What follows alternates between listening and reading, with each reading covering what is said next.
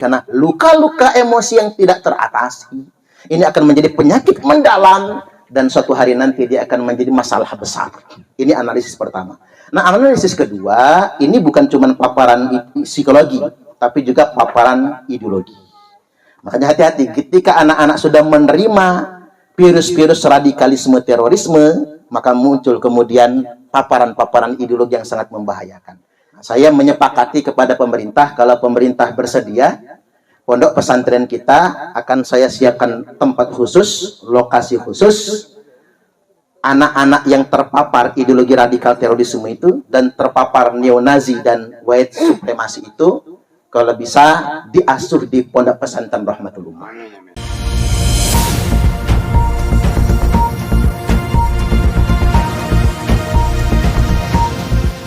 Saya mengajak kita semua yang hadir di sini untuk mewaspadai anak-anak kita yang berinteraksi dengan dunia digital. Karena hari ini ideologi ekstrim, ideologi radikal itu memanfaatkan dunia digital untuk merekrut. Dan rata-rata itu anak-anak yang terekrut. Salah satunya misalnya diantaranya menggunakan fasilitas game online. Nah, sebagaimana yang kita ketahui, beberapa hari yang lalu, siswa kelas 9 SMP Negeri 3 Sungai Raya, Kalimantan Barat, ngebom sekolahnya sendiri. Memang masih menggunakan bom Molotov.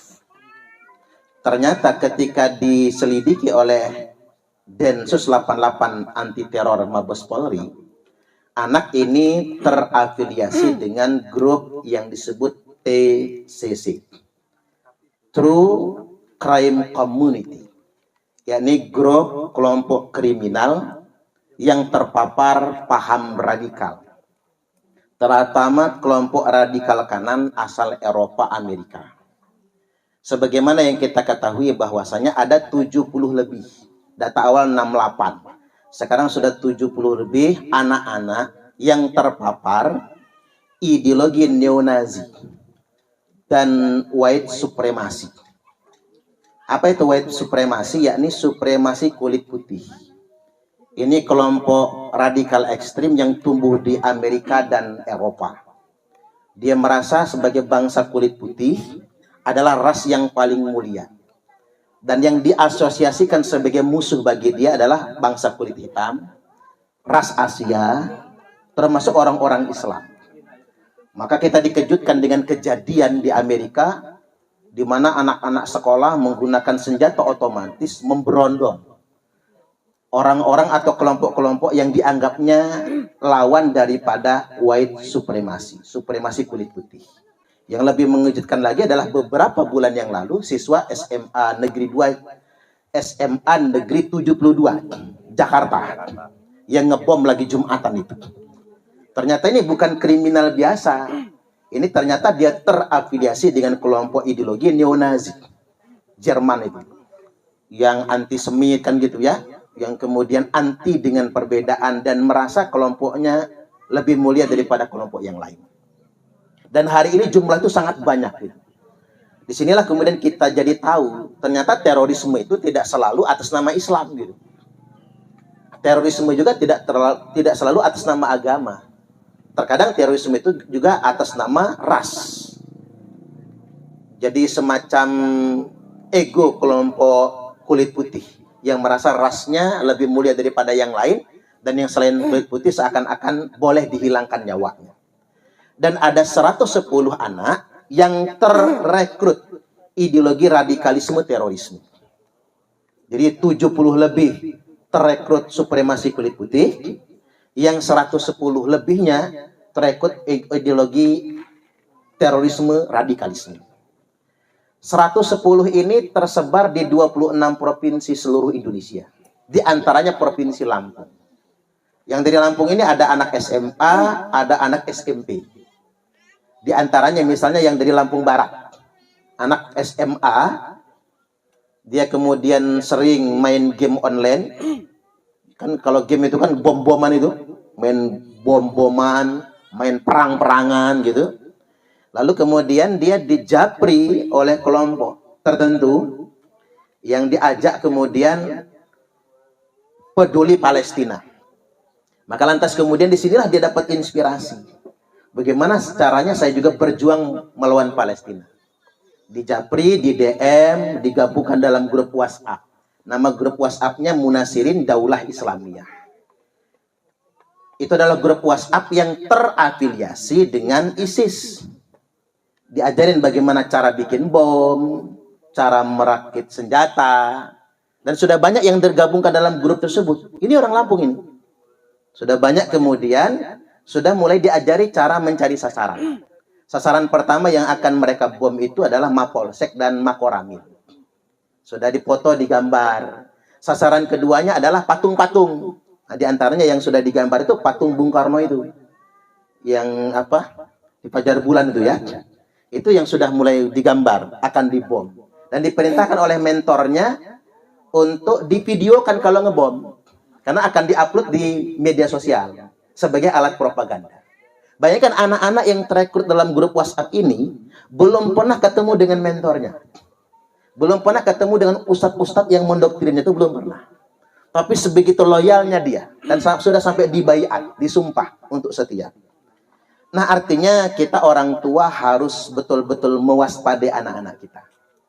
Jangan sampai kemudian terlalu asik di dalam kamar, terlalu asik dengan handphonenya, akhirnya dia tidak lagi berinteraksi dengan dunia nyata, tapi dia berinteraksi dengan dunianya sendiri.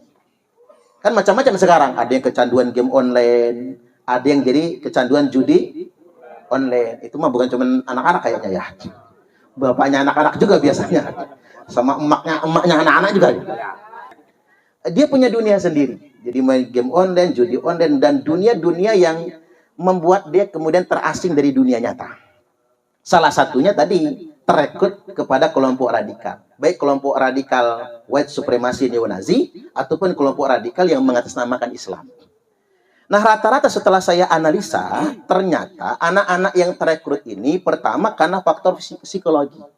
Dia mengalami luka-luka emosi, mungkin nggak dekat sama orang tua, orang tuanya terlalu sibuk dengan urusan masing-masing, atau korban broken home. Dari broken home jadi broken heart. Dari rumah tangga yang rusak, hati yang kemudian pecah. Kecewa yang mendalam. Artinya muncul kekecewaan. Kecewa dengan orang tua, mungkin bapak ibunya pisah. Kecewa dengan lingkungan. Termasuk tadi, yang kejadian di SMA Negeri 72 Jakarta itu, dia kecewa sama teman-teman. Yang selalu membuli dia gitu. Menyakiti dia. Akhirnya dia muncul spirit untuk melawan. Ini gak bisa saya biarkan. Saya harus melawan. Dan dia terinspirasi perlawanan tersebut dengan game online. Dengan bom, dengan tembak-tembakan. Gitu. Sampai terjadi betul kan. Dia merakit bom dan dia uji coba bomnya di sekolah. Di dalam masjid lagi Jumatan. Termasuk yang di Lampung ini anak SMP loh. Nggak jauh dari tempat kita ini, anak SMP. Bapak ibunya PNS, tapi cerai. Kurangnya perhatian dari ayah, kurangnya perhatian dari ibunya membuat dia akhirnya asik dengan dunianya sendiri. Berinteraksi dan kemudian terekrut sedemikian rupa. Makanya kita harus waspada. Anak-anak kita tidak boleh kemudian kurang kasih sayang. Nggak boleh kurang perhatian. Betul kalau kata Bu Widya tadi. Orang tua harus tegas sama anak. Kayak saya ini nih. Saya kurang tegas Pak terhadap HP itu. Gadget sama anak saya. Apalagi saya lagi ada tamu. Anak saya ganggu. Pinter dia itu. Modus dia kan ganggu saya sama tamu. Lagi ngobrol sama tamu dia gangguin terus tuh. Dek jangan ganggu. Pinjam HP dia kata dia.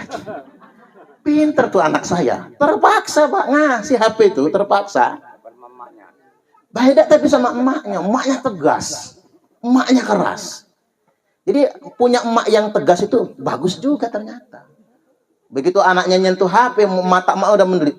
Selesai. Itulah kehebatan perempuan. Dia bisa memberi instruksi hanya dengan mata. Kata orang itu, kalau orang lagi nggak punya duit, pasti begini mintanya.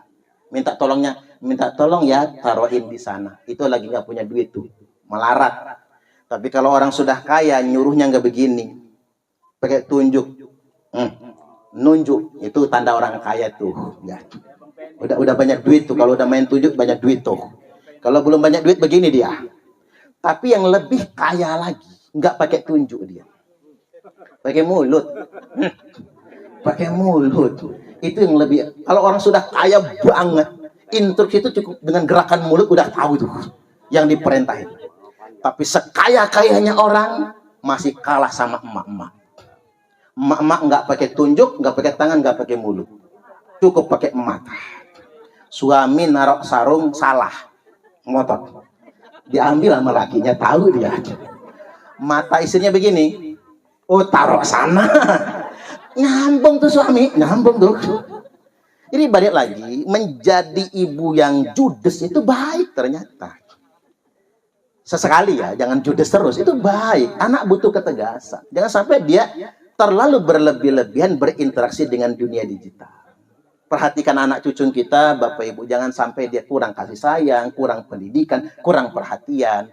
Lihat lingkungan pendidikannya, lihat lingkungan sekolahnya, adakah bully? Karena luka-luka emosi yang tidak teratasi, ini akan menjadi penyakit mendalam, dan suatu hari nanti dia akan menjadi masalah besar. Ini analisis pertama. Nah, analisis kedua, ini bukan cuma paparan psikologi, tapi juga paparan ideologi. Makanya hati-hati, ketika anak-anak sudah menerima virus-virus radikalisme terorisme, maka muncul kemudian paparan-paparan ideologi yang sangat membahayakan. Nah, contoh misalnya hasil konseling saya terhadap anak SMA tadi itu. Saya menyepakati kepada pemerintah, kalau pemerintah bersedia, pondok pesantren kita akan saya siapkan tempat khusus, lokasi khusus, anak-anak yang terpapar ideologi radikal terorisme itu, dan terpapar neonazi dan white supremasi itu, kalau bisa diasuh di pondok pesantren Rahmatul Ummah. Karena anak-anak ini tidak bisa kemudian ditangani dengan penegakan hukum, nggak bisa. Pangkep borgol penjara, nggak bisa. Mereka juga anak-anak bermasalah dengan hukum. Kita tidak memandang mereka itu sebagai pelaku kriminal, tapi anak-anak yang kemudian menjadi korban ideologi yang harus kita konseling. Dan rata-rata setelah saya dialog, pasti Bapak Ibu latar belakangnya punya masalah, baik di sekolah maupun di keluarga. Nah, tinggal kemudian kita obati ideologi yang sudah kadang masuk. Contoh misalnya, ada satu anak SMA, saya tanya, kata saya, sejak kapan kamu terpapar? Sudah sejak 2 tahun yang lalu. Sekarang begini, kamu nanya sama saya, apa yang ingin kamu perdebatkan? Debat aja sama saya. Dia ngomong begini, kata dia, negara kita negara kafir. Loh apa kata saya? Karena negara kita negara Pancasila, bukan negara Islam. Saya balik lagi sama dia, Nabi tidak pernah mendirikan negara Islam. Oh, kaget dia. Iya tak? Kata guru saya, Nabi mendirikan negara Islam. Enggak, Nabi mendirikan negara kesepakatan, namanya Madinah. Nabi bersepakat, persis dengan Indonesia, negara kesatuan Republik Indonesia. Lah negara kita kan dasarnya bukan Al-Quran, persis kata saya. Nabi dasarnya juga bukan Al-Quran, tapi dasar negara Nabi Sahifatul Madinah, piagam Madinah. Ada pasal-pasalnya, nih bunyi piagam Madinahnya. Di situ dia nyadar, oh iya juga ya. Nah, terobati yang pertama. Yang kedua, pemerintah kita ini kafir. Loh kok kafir? Buktinya korupsi. Yang namanya manusia, ada yang baik, ada yang jelek. Itu manusia tuh selalu 2 macam. Ada yang baik menjadi pemimpin yang amanah, ada yang tidak amanah.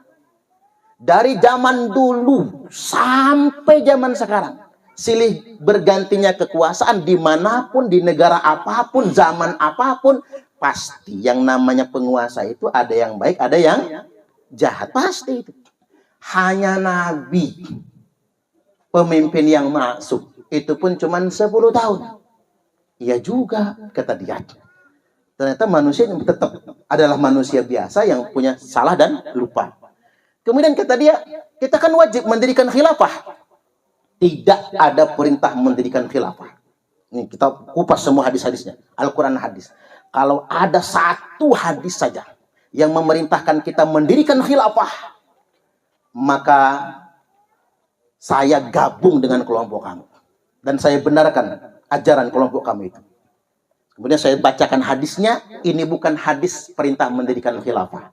Tapi hadis ini mengabarkan takdir akan ada khilafah akhir zaman itu, yang dipimpin oleh khalifahnya Nabi Isa Al-Masih alaihi salam. Nggak usah kita dirikan, ada dengan sendirinya. Mulai itu terkikis lagi. Kemudian kata dia, terus gimana kalau kita mau peduli Palestina? Lah hari ini kemampuan bangsa kita terhadap Palestina sebatas kepedulian. Satu, mendukung kemerdekaan Palestina. Dua, ngirim bantuan ke Palestina. Dan pemerintah kita sampai hari ini konsisten mendukung kemerdekaan Palestina.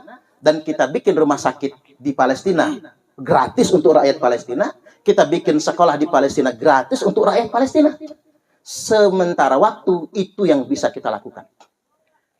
Loh, apa nggak kita kirim pasukan aja ke sana? Kata saya, kalau kita kirim pasukan mati semua. Loh kok mati? Kita masih kalah sama Israel. Kalah jauh. Pange. Apalagi sama Amerika. Nggak ada apa-apanya. Amerika punya pesawat F-35. Pesawat siluman yang tidak terdeteksi radar. Nah, kita masih pakai ajian. Nggak bisa, kata saya. Nah, kayak ambil contoh Bapak Ibu. Jangan gegeran ketika Pak Prabowo gabung dengan Donald Trump. Jadi organisasi BOP ya, Badan Perdamaian milik Trump itu badan perdamaian itu bukan milik negara-negara di dunia, milik Donald Trump itu Bapak Ibu. Milik dia dewe. PBB itu dikacangin sama Donald Trump itu. PBB sekarang peplongoan kalau mau tahu, manyun PBB. Lah mengapa Donald Trump bisa bikin BOP? PBB dibikin peplongoan dan manyun? Karena memang mereka berkuasa baik secara de jure maupun de facto di dunia internasional. PBB itu nggak punya kekuasaan secara de facto, nggak ada. Yang punya itu Amerika Serikat. Lah mengapa kemudian Pak Prabowo belain datang ke Trump, gabung, harus nyumbang sampai 17 triliun gitu. Padahal di kita ada anak SD bunuh diri gara-gara nggak kebeli peralatan sekolah, betul nggak gara-gara? Lah ngapa? Jangan dulu marah-marah sama Pak Prabowo. Beberapa hari sebelumnya Donald Trump ngomong apa? Kita harus meninjau ulang integrasi Papua terhadap Indonesia. Walaupun sudah disetujui oleh Dewan Keamanan PBB, walaupun sudah disetujui oleh PBB, ada masalah integrasi Papua dengan Indonesia. Amerika akan melepaskan Papua dari Indonesia. Kalau itu sampai terjadi, runtuh wibawa negara kita ini Bapak Ibu. Dan kita belum bisa melawan. Makanya Pak Prabowo nebelin muka datang ke sana. Ya, cak-caknya beginilah demi perdamaian. Tapi aslinya, mengapa kita begitu? Karena Indonesia masih terlalu lemah. Kita belum hebat. Nah, sama anak tadi itu saya sampaikan, kamu mau Indonesia dari negara yang kuat? Setidak-tidaknya setara sama Amerika, kata saya. Mau, kata dia. Agar kita bisa nolong Palestina, nolong semua negara-negara yang tertindas. Berarti kita harus bangun Indonesia Raya tercinta ini. Jangan ikut kelompok-kelompok yang kayak gitu. Yang akhirnya kita bukan berjuang membesarkan negara, malah kita berperang antar sesama anak bangsa. Ini setidak-tidaknya sekelumit Bapak Ibu. Cara saya konseling sama anak ini. Dan Alhamdulillah anak ini sudah bersedia masuk ke Pondok Pesantren Rahmatul Ummah. Tapi kalau kamu masuk pesantren saya, kata saya harus jadi NU kamu, kata saya kan. Saya ajarin tahlilan, saya ajarin yasinan kan gitu. Ajari cara hidup bermasyarakat. Jadi artinya Bapak Ibu, berbahaya sekali. Belum lagi narkoba dan lain sebagainya. Awasi anak-anak kita, pantau mereka semua. Jadi kesimpulannya begini saja. Semua paham-paham yang judulnya baik. Apalagi mengatasnamakan apapun ya. Kalau dia mengatasnamakan komunis sudah jelas kan. Kita nolaknya kan begitu. Kalau mengatasnamakan neo-Nazi, kita masyarakat beragama lah. Kurang cocok begitu. Apalagi kita ini masyarakatnya tidak berkulit putih kan. Indonesia ini berkulit kuning, coklat. Agak-agak gelepan dikit juga kan gitu ya. Ini orang Indonesia ini. Tapi kalau bangsa kulit putih memang cenderung begitu. Tapi yang harus kita waspadai adalah ideologi ekstrim kanan yang terafiliasi dengan kelompok radikalisme terorisme. Hati-hati dengan segala yang slogannya, tagline-nya syariah. Coba diberitakan terbaru. Atas nama investasi syariah, akhirnya penipuan kan. Banyak betul yang kemudian tertipu. Termasuk yang atas nama khilafah dan lain sebagainya, kemudian tertipu. Termasuk kemarin itu yang sering populer pakai bendera hitam. Halo? Tahu nggak bendera hitam itu apa? Itu ISIS sama HTI. Itu jelas jebakan buat kita semua. Jadi karena ada kalimat tauhid la ilaha illallah, kita anggap itu adalah bendera tauhid kan begitu ya. Nah, itulah cara mereka menjebak kita semua. Ditulislah kalimat suci di sana. Padahal di bendera Nabi nggak ada tulisan yang kayak gitu, kan gitu. Padahal kalimat la ilaha illallah itu nggak boleh ditulis di baju, di peci, di topi. Gimana? Ada topi yang tulisan la ilaha illallah nggak? La ilaha illallah. Jangan. Karena mengapa kalau kita tulis di peci la ilaha illallah, lupa melepasnya, kencing aja misalnya. Masuk toilet, kan begitu. Jangan. Termasuk di baju. Nanti kan nyucinya di kamar mandi. Dapat istri pemalas, nyucinya nggak begini. Diinjak-injak bajunya. Ada kalimat tauhid di sana. Makanya saya sarankan kalimat suci itu nggak sembarangan nulis, termasuk di bendera. Terjebak jutaan rakyat Indonesia menganggap itu bendera tauhid. Padahal sudah diingatkan dalam hadis. Idza ra'aitumur rayatis sud. Apabila kalian melihat bendera hitam dikibarkan. Tuh, bendera hada itu sama ISIS. Falzamul arda wala tuharriku aydiyakum wala arjulakum. Tetaplah di bumi kalian masing-masing. Maksudnya tetap di kampung kalian. Yang di kota Sepang tetap di kota Sepang. Yang di Bandar Lampung tetap di Bandar Lampung. Wala tuharriku aydiyakum wala arjulakum. Jangan gerakkan tangan kalian dan jangan gerakkan kaki kalian. Jangan ikut-ikutan maksudnya. Karena mereka itu adalah kelompok bendera hitam palsu. Jadi hari ini kalau ada yang mengibarkan bendera hitam, jangan katakan itu bendera tauhid. Tapi kelompok bendera hitam palsu. Lah ada yang asli Pak Ustadz? Ada. Nanti ketika Imam Mahdi sudah muncul. Imam Mahdi itu lahirnya di Madinah, dibaiatnya di Ka'bah. Jadi kalau Imam Mahdinya dari kota Sepang nggak masuk. Bukan kan begitu. Kalau Imam Mahdi sudah muncul dan kemudian dibaiat di Ka'bah, baru ada pasukan berbendera hitam. Dan itu pun tidak menggunakan kalimat suci Bapak Ibu. Karena benderanya saja hitam. Karena kalimat la ilaha illallah itu nggak boleh sembarangan menulisnya. Termasuk di kalung ya Bu. Nggak usah pakai Allah lapasnya. Liontin itu. Kalau ada di kalung ibu-ibu lapasnya Allah, lepas ya Bu, simpen aja di rumah. Karena mengapa kalau ibu-ibu masuk toilet harus dilepas Bu. Dalam perjalanan ibu-ibu mampir di SPBU, masuk toilet lepas, tinggalin di depan. Begitu keluar hilang. Lebih baik Bu nama suaminya aja di sini. Suheliku sayang. Nama suami aja yang ditulis di sini. Karena mengapa? Memuliakan kalimat suci agar enggak sembarangan masuk di tempat-tempat yang bernajis. Baik, itu saja sederhana dari saya. Sekali lagi, waspadai anak-anak kita, didik mereka jangan sampai mereka kurang kasih sayang. Wallahul muwaffiq ila aqwamit thoriq. Wassalamualaikum warahmatullahi wabarakatuh. Waalaikumsalam warahmatullahi wabarakatuh. Assalamualaikum warahmatullahi wabarakatuh. Pondok Pesantren Rahmatul Ummah As-Salafiyah An-Nahdiyah didirikan pada hari Senin tanggal 31 Januari 2022 di hari yang sama dengan berdirinya Jam'iyah Nahdlatul Ulama. Ini menunjukkan bahwasanya secara organisasi pondok pesantren kami terafiliasi dengan organisasi Nahdlatul Ulama. Sekaligus juga pondok pesantren ini kami bangun dalam rangka melestarikan keislaman yang rahmatan lil alamin, keilmuan dan akidah ahli sunnah wal jamaah li nahdlatil ulama, sekaligus juga membangun wawasan kebangsaan untuk para santri dan setia menjaga negara kesatuan Republik Indonesia. Saat ini Pondok Pesantren Rahmatul Ummah mengembangkan sistem pendidikan yang pertama Diniyah Salafiyah Kitabiyah, yakni pembelajaran kitab kuning. Yang kedua, Diniyah Salafiyah Tahfizul Quran, menghafal Al-Quran dengan hafalan yang bersanad, dengan sanad yang muttasil.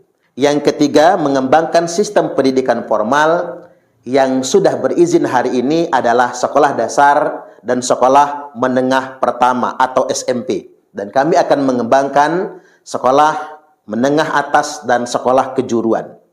Jumlah pengajar di pondok pesantren kami ada 25 guru atau dewan asatidz, di mana ke-25 guru ini mengampu program Diniyah Salafiyah Kitabiyah, kemudian tahfizul Quran, termasuk juga pendidikan formal SD maupun SMP. Adapun jumlah santri mukim di Pondok Pesantren Rahmatul Ummah totalnya sudah mencapai 100 santri. 60 santri putri, sedangkan 40 santri putra. Pondok pesantren ini dikembangkan di atas lahan berjumlah 7.600 meter persegi. Di antaranya 2.600 ditempati untuk komplek asrama putra dan 5.000-nya untuk komplek pendidikan dan asrama putri. Sedangkan sarana dan prasarana di Pondok Pesantren Rahmatul Ummah di antaranya yakni 1 unit asrama putra, 1 unit bangunan asrama putri, 2 unit bangunan asrama untuk dewan asatid atau pengajar, pengasuh yang mukim di pondok pesantren, 1 unit aula, kemudian 1 unit masjid, dan kemudian 3 unit gedung untuk pembelajaran atau ruang madrasah atau ruang sekolah. Adapun unit usaha yang sedang dikembangkan hari ini adalah budidaya ikan lele melalui sistem bioflok. Dan yang kedua, tanam sayur di lokasi tanah pondok pesantren yang belum dimanfaatkan untuk bangunan. Digunakan untuk bercocok tanam yang dimanfaatkan untuk konsumsi santri. Dan ini merupakan situasi belajar mengajar di Pondok Pesantren Rahmatul Ummah, baik di lokasi asrama putra maupun di lokasi asrama putri. Adapun kendala yang cukup prinsip di pondok pesantren kami adalah neraca keuangan yang tidak berimbang, di mana pengeluaran lebih besar daripada pemasukan. Oleh karena itu, pondok mesti memiliki usaha sendiri yang bisa mengcover semua pengeluaran yang ada. Kemudian yang kedua, kami memiliki kendala terkait dengan sanitasi. Kurangnya MCK. Ini menjadi kendala tersendiri ketika santri membutuhkan kamar mandi yang layak demi kebersihan dan kesehatan lingkungan pondok pesantren. Oleh karena itu kami menargetkan membangun setidak-tidaknya 30 unit WC dan kamar mandi demi mencukupi kebutuhan santri. Demikian paparan yang hendak kami sampaikan. Semoga visi dan misi Pondok Pesantren Rahmatul Ummah dalam rangka mencerdaskan anak bangsa, mencetak generasi pewaris para ulama yang senantiasa setia NKRI dan berwawasan kebangsaan. Wallahul muwaffiq ila aqwamit thariq. Wassalamualaikum warahmatullahi wabarakatuh.